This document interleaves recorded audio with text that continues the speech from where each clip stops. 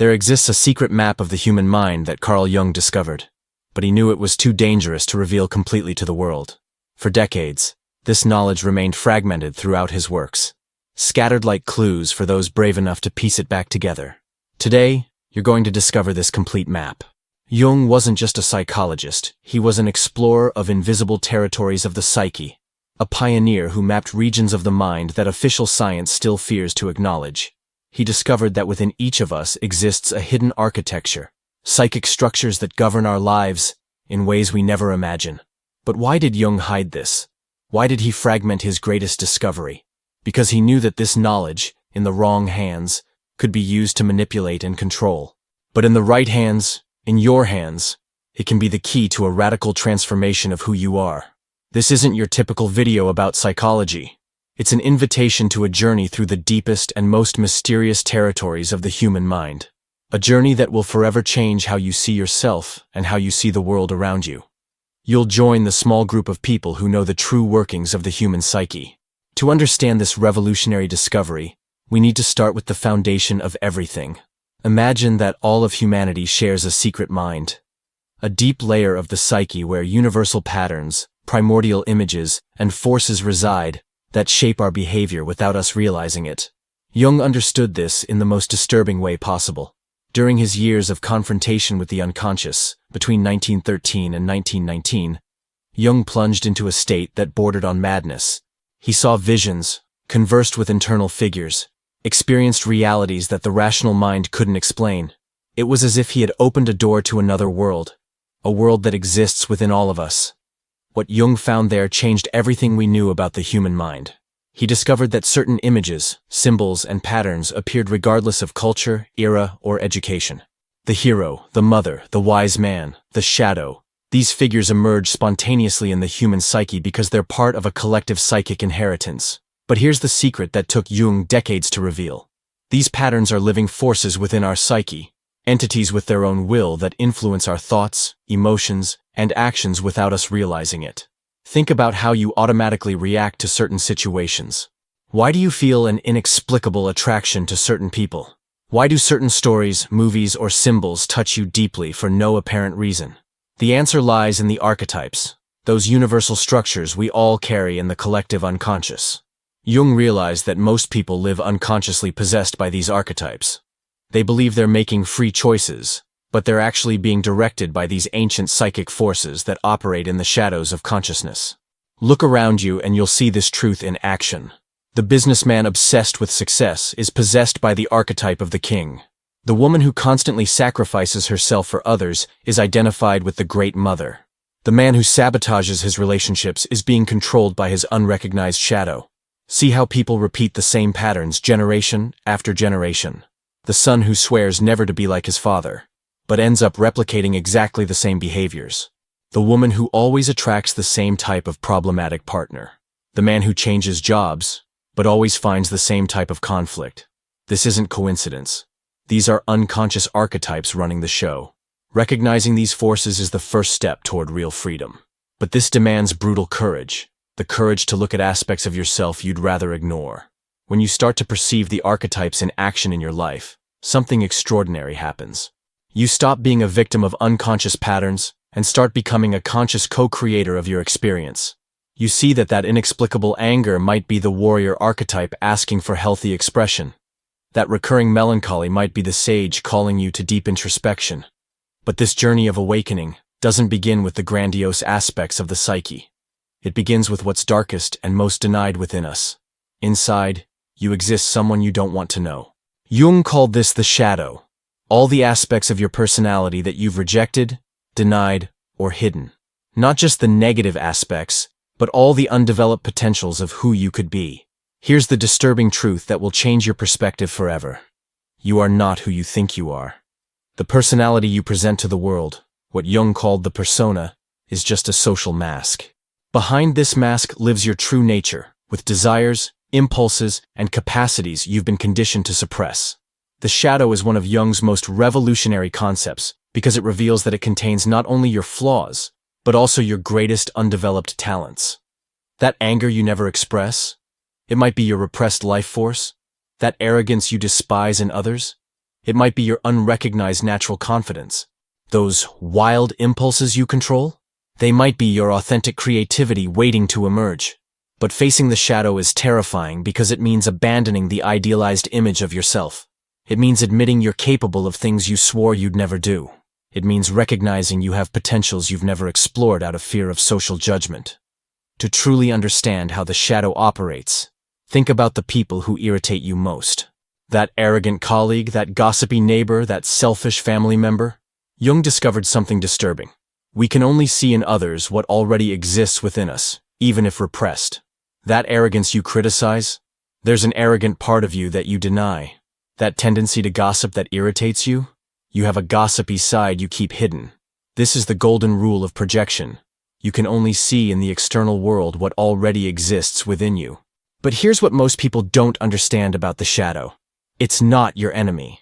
All the psychic energy you spend trying to be good, correct, or acceptable is being wasted in an internal war against natural parts of who you are. Imagine if you could reclaim all that energy. Imagine if, instead of fighting your anger, you learned to channel it as force for necessary changes. What if, instead of repressing your sensuality, you integrated it as creativity and passion for life? The shadow is the gateway to real development. All the qualities you project onto others, both those you love and those you hate, are unrecognized aspects of yourself. Here's a practical shadow exercise that can revolutionize your self-perception. Think of someone you intensely admire. The qualities you see in that person are undeveloped potentials within you. Now think of someone you deeply despise. The qualities you criticize in that person are rejected aspects of your own nature. This realization can be shocking. I'm nothing like that person, you might protest. But Jung proved that our strongest judgments always reveal our deepest projections. The super-organized person who criticizes the laid-back ones is projecting their own repressed spontaneity. The intellectual who despises the emotional ones is denying their own sensitivity. The spiritual person who judges the materialists is rejecting their own earthly desires. But integrating the shadow doesn't mean becoming destructive. It means reclaiming your psychic energy that was being wasted on repression. It means becoming whole instead of good. When you accept your shadow, something magical happens. You stop projecting onto others and start relating to real people instead of your projections. Your relationships deepen because you can be genuinely vulnerable. Your creativity explodes because you're no longer wasting energy censoring yourself. Jung knew that without integrating the shadow, real transformation is impossible. You'll remain divided, fighting against parts of yourself, wasting vital energy in internal conflicts. The shadow is your first major test on the map of individuation. It's the guardian of the portal that leads to the next level of psychological development. And once you cross through it, you'll encounter the second major obstacle, the contrasexual aspects of your psyche. Now we come to an even more revolutionary discovery by Jung. Within your psyche exists someone of the opposite sex, a figure that Jung discovered to be crucial for psychological development, but that most people never learn to consciously recognize. For men, the anima, the internal feminine aspect. For women, the animus, the internal masculine aspect. This discovery completely revolutionized the understanding of love and relationships in a way that mainstream psychology still struggles to accept. Jung realized that we fall in love with projections. When you fall in love with someone, you're often projecting your anima or animus onto that person. You're not loving the real person. You're loving an undeveloped aspect of yourself that you see reflected in the other. This is why so many relationships fail when the honeymoon ends. The real person can't indefinitely sustain the projection of your internal contrasexuality. To understand how this works in practice, think about your relationship history. Is there a pattern? Are you always attracted to the same type of person? That magnetic attraction you feel isn't about the person. It's about undeveloped aspects of your own psyche that you see reflected in them. The man who always falls for mysterious and inaccessible women is projecting his own undeveloped intuition and spirituality. The woman who's always attracted to strong and protective men is projecting her own unrecognized strength and independence. But here's the transformative secret that can revolutionize your relationships. When you consciously develop your anima or animus, you stop needing others to carry these projections. You become psychologically complete and capable of genuine love instead of love based on neurotic need. For men, developing the anima is a profound process that involves recognizing and integrating emotional sensitivity. Most men have been conditioned to repress emotions, but the anima carries all their natural emotional intelligence. It means developing intuition and creativity, aspects often considered feminine, but essential for masculine completeness. It means accepting receptive and nurturing aspects of personality and stopping projecting the ideal woman onto real partners. When a man integrates his anima, he becomes emotionally intelligent without losing his masculinity. He can be strong and vulnerable, assertive and receptive. He stops looking for a mother or muse in relationships and starts relating to women as equals. For women, developing the animus is equally transformative. It means recognizing and integrating assertive strength. Many women have been conditioned to be passive, but the animus carries their natural capacity for leadership and assertiveness. It means developing independent logical thinking, not because feelings are bad, but because a complete psyche integrates both emotion and reason. It means accepting competitive and ambitious aspects of personality and stopping projecting the ideal man onto real partners. When a woman integrates her animus, she becomes independent and strong without losing her femininity. She can be loving and determined, intuitive and logical. She stops looking for a father or hero in relationships and starts relating to men as equals. Jung discovered that these contrasexual aspects manifest in evolutionary stages. The anima manifests in 4 stages in masculine development. First Eve, the purely physical and sexual woman. Then Helen, the woman as romantic and aesthetic muse. Then Mary, the woman as spiritual and maternal virtue. And finally Sophia, the woman as transcendent wisdom. The animus manifests in 4 corresponding stages in feminine development.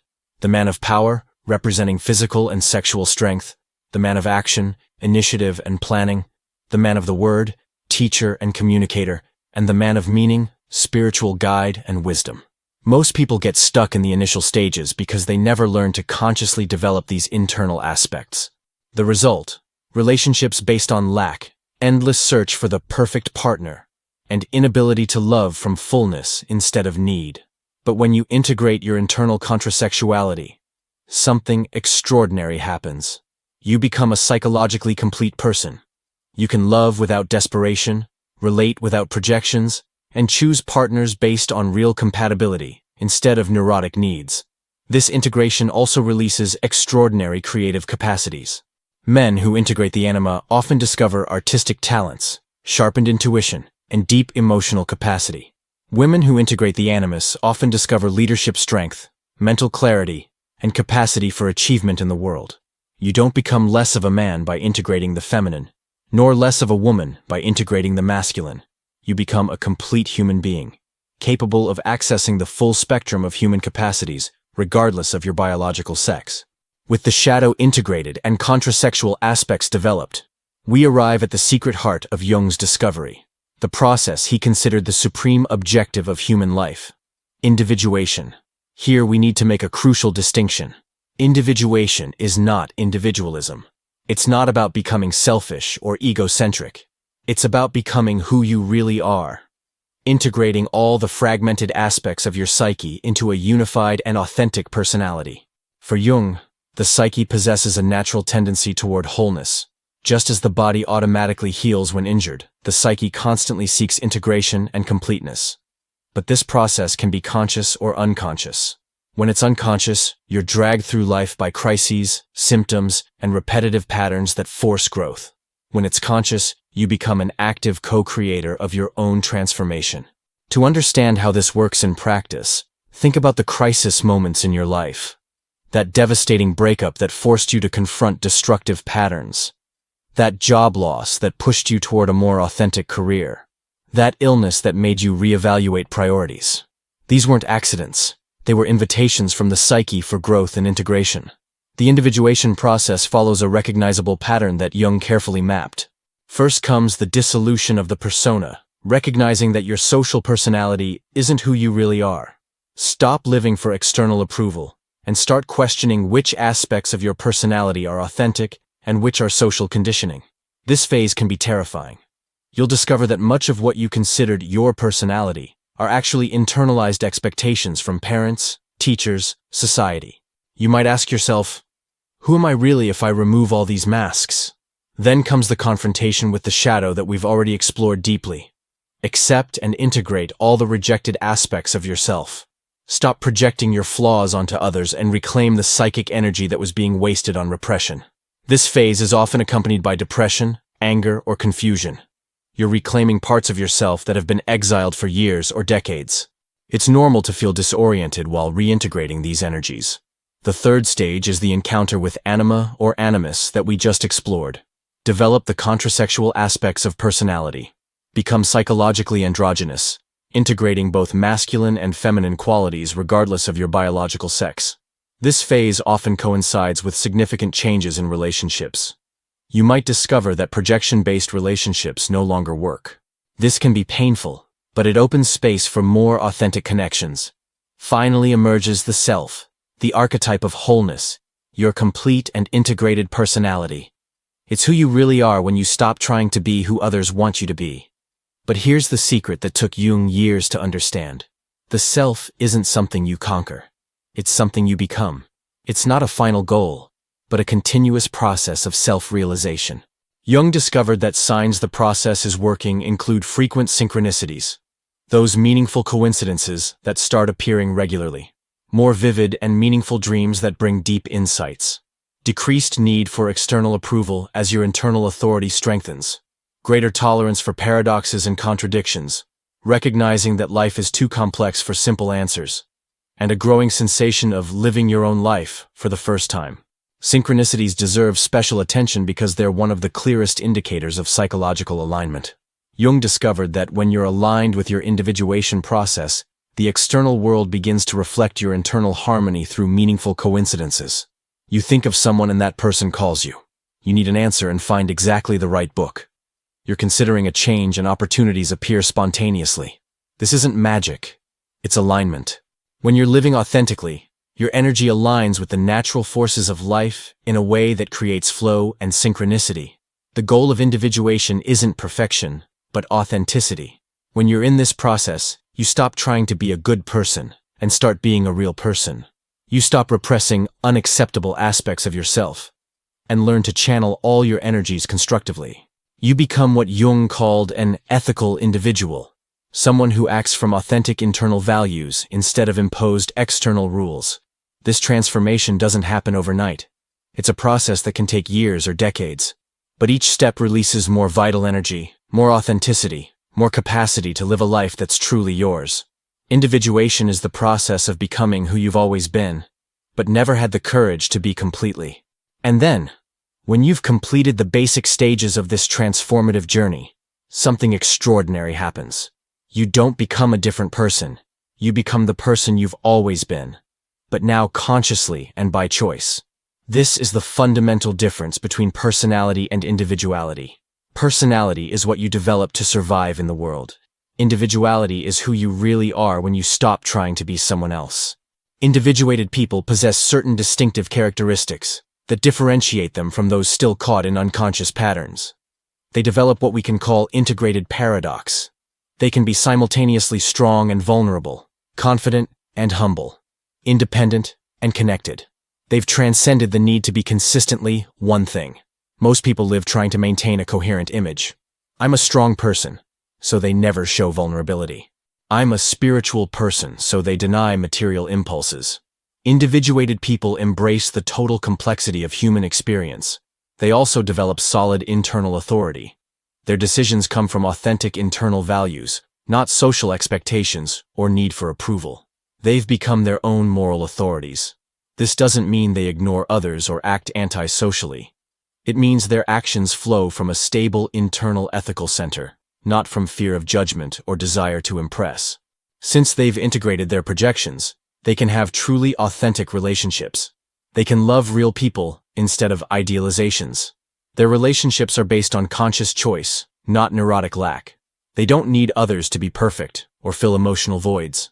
They can appreciate people as they are, with all their imperfections and human complexities.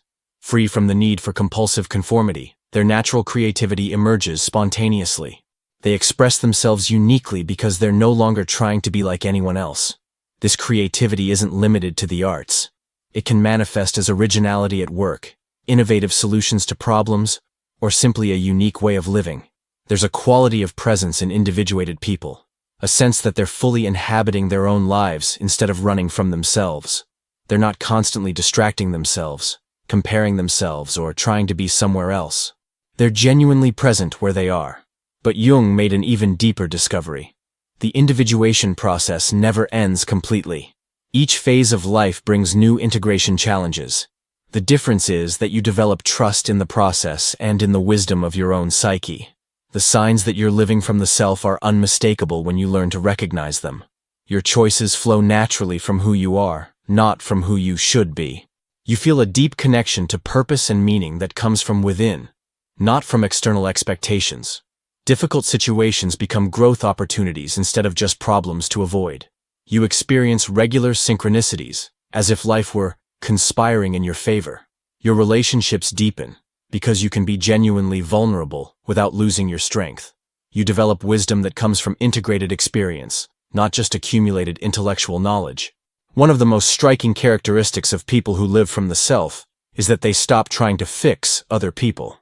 They understand that each person has their own individuation process, and that trying to force growth in others is a form of psychological violence. Instead, they become presences that allow authenticity. Their own integrity gives permission for others to be true as well. This brings us to what Jung considered the final gift of individuation. When you complete your own individuation, you automatically become an agent of individuation for others, not because you try to fix or improve people, but because your authentic presence gives permission for others to be authentic too. You become a mirror where others can see their own unrealized possibilities. This happens naturally, without effort. Your own radiated integrity creates a field where others feel safe to explore their own authenticity. This is perhaps the greatest contribution a person can make to the world, becoming completely themselves, thus giving permission for others to do the same. Living as a realized self doesn't mean you'll never have problems or challenges again. It means you'll face them from a stable, integrated center, with access to all the resources of your total psyche. You become like a deeply rooted tree, flexible enough to bend with storms, but strong enough not to break. Now you know the hidden structures that govern the human psyche and the transformation process that can take you from fragmentation to wholeness. You've seen how archetypes operate in the shadows, how the shadow carries your hidden treasures, how anima and animus can free you from projection-based relationships, and how individuation is the path to living from your most authentic essence. But knowledge without action is just intellectual entertainment. Jung wrote, "Who looks outside, dreams. Who looks inside, awakens." This is your moment of awakening. You can continue living unconsciously, directed by psychic forces you don't understand, projecting rejected aspects of yourself onto others, seeking completeness through relationships, achievements, or external substances. Or you can choose the path of individuation, the path of consciously becoming who you really are, the path of integrating your shadows, developing your psychological wholeness, and living from your authentic self. This isn't an easy path. Jung called it the road less traveled, because it requires brutal courage to face aspects of yourself you'd rather avoid. But it's the only path to real freedom, authentic relationships, and a life of deep meaning. The psyche is always inviting you to this journey through dreams, symptoms, synchronicities, and crises that force growth. The question is, will you respond consciously or be dragged unconsciously? Observe the patterns in your life. The same situations that repeat, the same types of people you attract, the same emotions that arise in certain circumstances. These are invitations from the psyche for greater consciousness. Jung proved that within every person exists extraordinary potential for wholeness, wisdom, and authenticity. This potential is waiting in you, waiting to be recognized, integrated, and lived. The map is in your hands. The journey begins with the next step. Maybe it's starting to pay attention to your dreams. Maybe it's questioning a belief you've never examined. Maybe it's having a difficult conversation you've been avoiding. Maybe it's simply stopping and asking, who am I really when I'm not trying to impress anyone? Individuation doesn't require you to abandon your current life and become a hermit in the mountains. It requires you to start living your current life with more consciousness, authenticity, and courage. Every small act of honesty with yourself is a step on the path. When you become who you really are, you free others to do the same. Your authenticity becomes a gift to the world. The secret map of the human mind isn't just academic knowledge. It's an invitation to the most important adventure of your life, the journey back home, to yourself. Jung left the instructions. The path is clear. The only question that remains is, will you begin? Are you ready to discover who you really are? The secret map of human transformation is now in your hands. What you do with this knowledge depends entirely on you. But remember, once you've seen, you can never again pretend you haven't seen. Once you've known the path, every day that passes without walking it is a conscious choice to remain where you are. The journey of individuation is calling. Your soul is waiting. The moment is now. If you've made it this far, comment below, "I received the secret map." That way I'll know you watched to the end and are part of this special group seeking self-knowledge. If this content touched you in some way, and you believe more people deserve access to this kind of reflection, consider clicking the super thanks button down below. Your financial support is fundamental for the channel to keep growing and bringing transformative knowledge ever further. Every contribution, however small, makes a huge difference so we can produce even better videos for you. Thanks for being here. See you in the next video.